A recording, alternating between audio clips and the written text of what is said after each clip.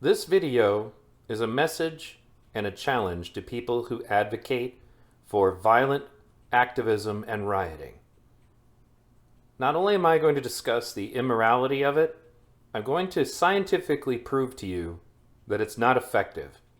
And more importantly, demonstrate to you that the issues that people on the left who are currently rioting or advocating for rioting or apologizing for rioting, the issues that you want addressed are actually made worse by this practice. As an Occupy activist, I had a commitment to the nonviolent strategy as suggested by people like Martin Luther King.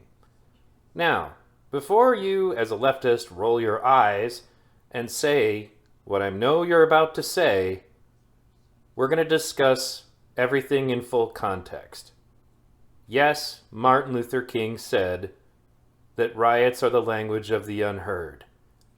Frequently, people say that this quote is taken out of context, and they do so in a fashion to try to suggest that Martin Luther King therefore supported riots or was okay with riots.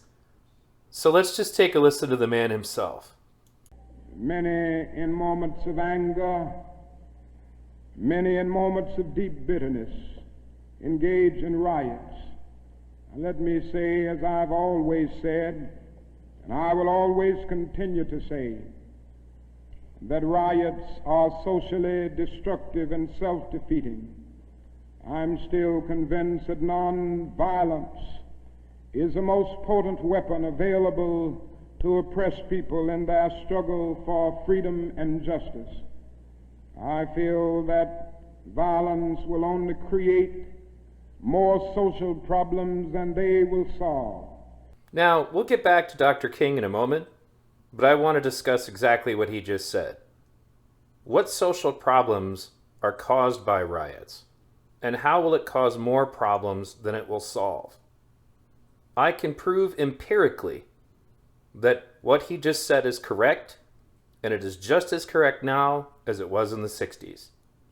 Riots do not help people. This peer-reviewed article goes over the damage that is economically done to a community where riots take place. It uses as an example the Rodney King riots, which Los Angeles still has not financially recovered from. Riots literally cause poverty.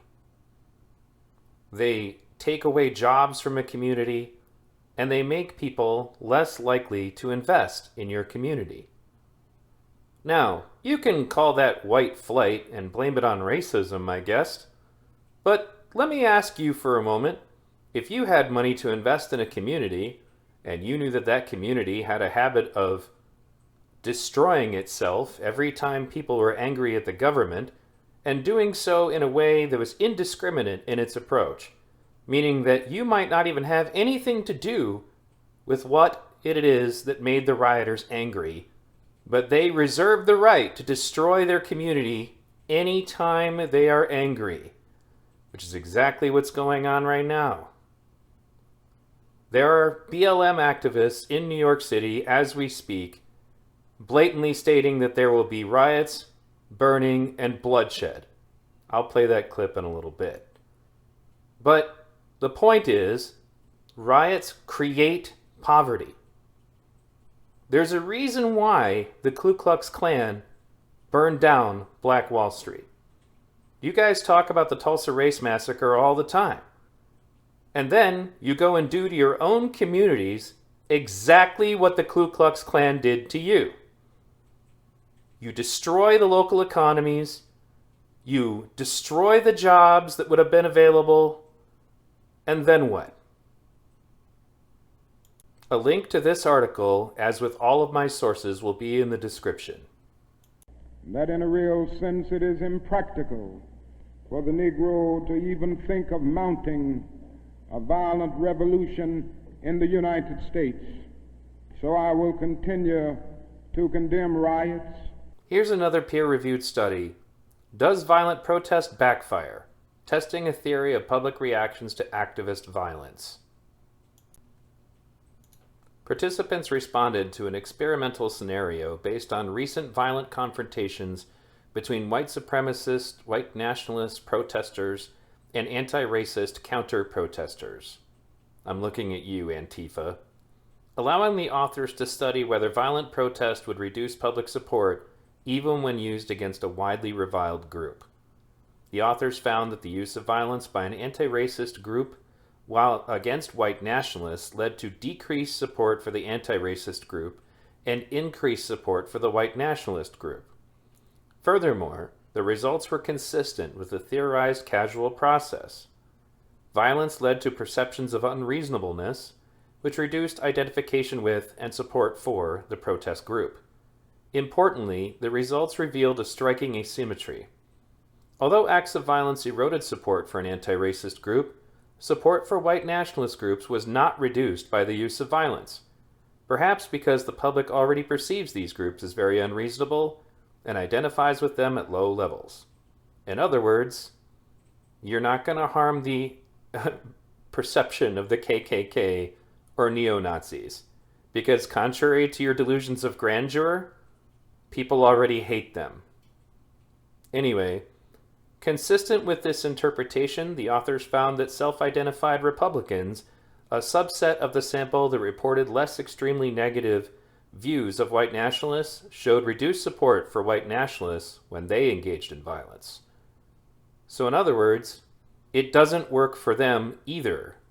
It doesn't work for the KKK or for neo-Nazis. Violent activism doesn't work.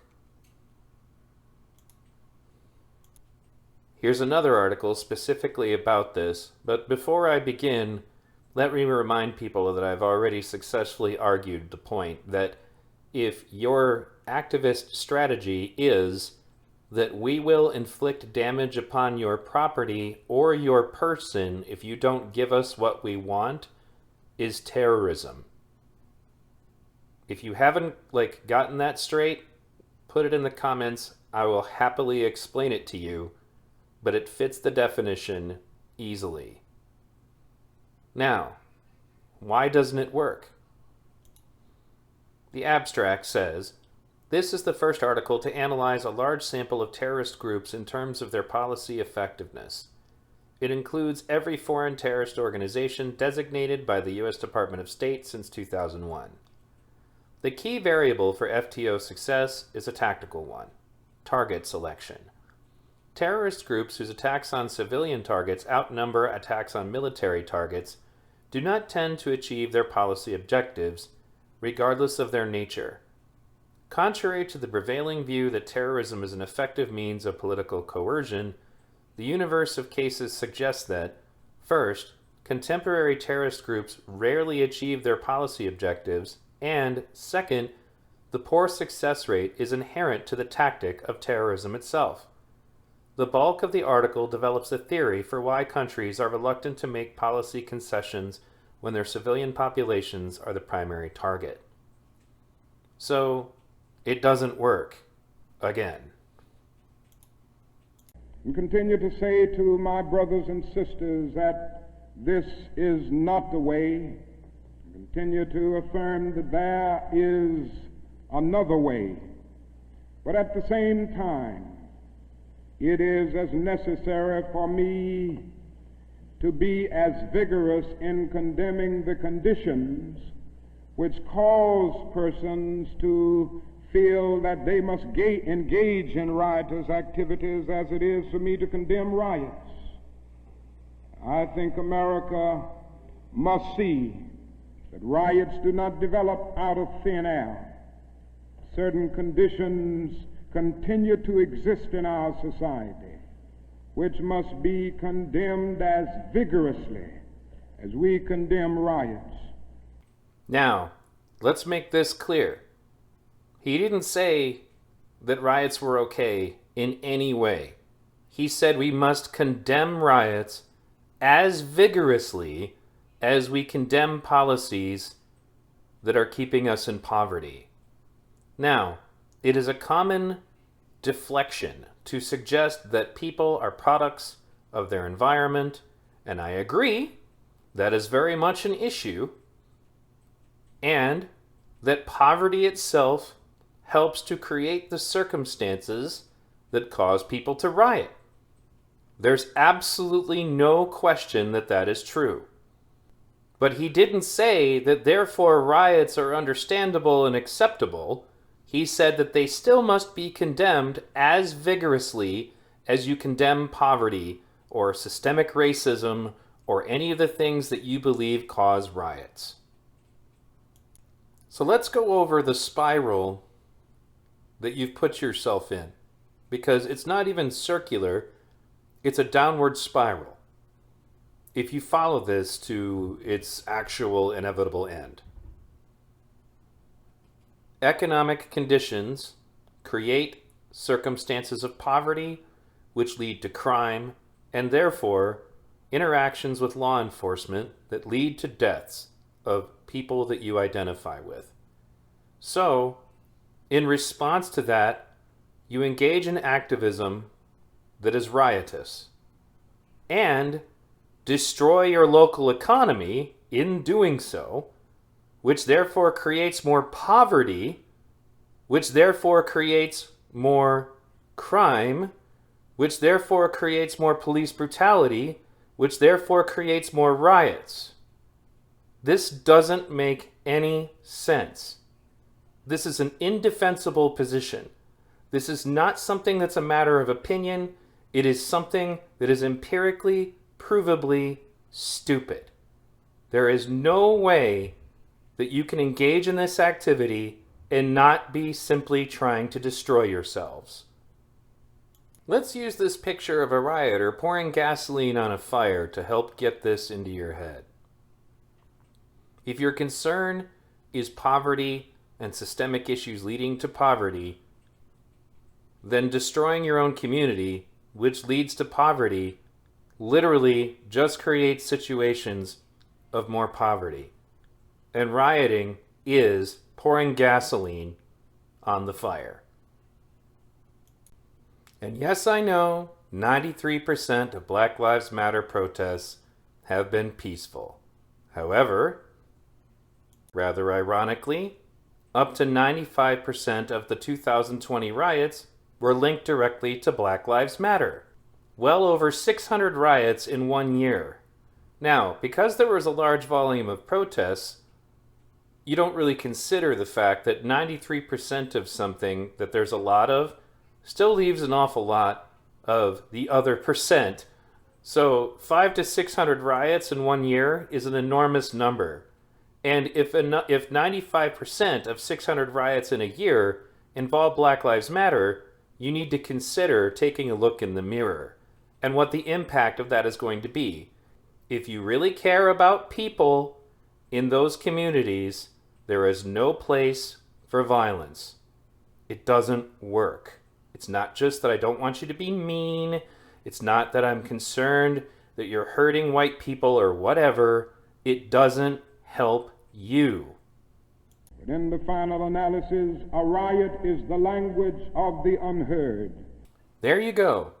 I finally played the part where he says that. I'm sure you feel a lot better.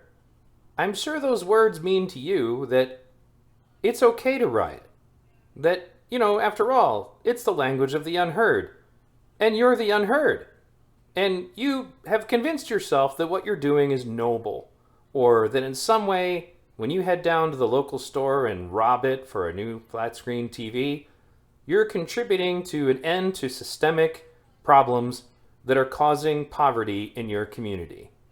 Despite the fact that I have empirically proven to you that it doesn't help, it does not improve the economy in your community at all, and it ruins any public support for your activism, while simultaneously encouraging support for the people who oppose you. Good job. Now, if you run into somebody talking like this, tell them what I just told you. Ask them to describe what it is that they're going to do when their idiotic activism creates more poverty for their communities. If they think that they're going to go back to the old ways of policing, then we're going to take to the streets again. There will be riots, there will be fire, and there will be bloodshed. This is not activism. This is fucking stupidity. Again, this is not defensible. You are not helping anyone. It might make you feel good, but it doesn't actually accomplish anything other than making your situation worse.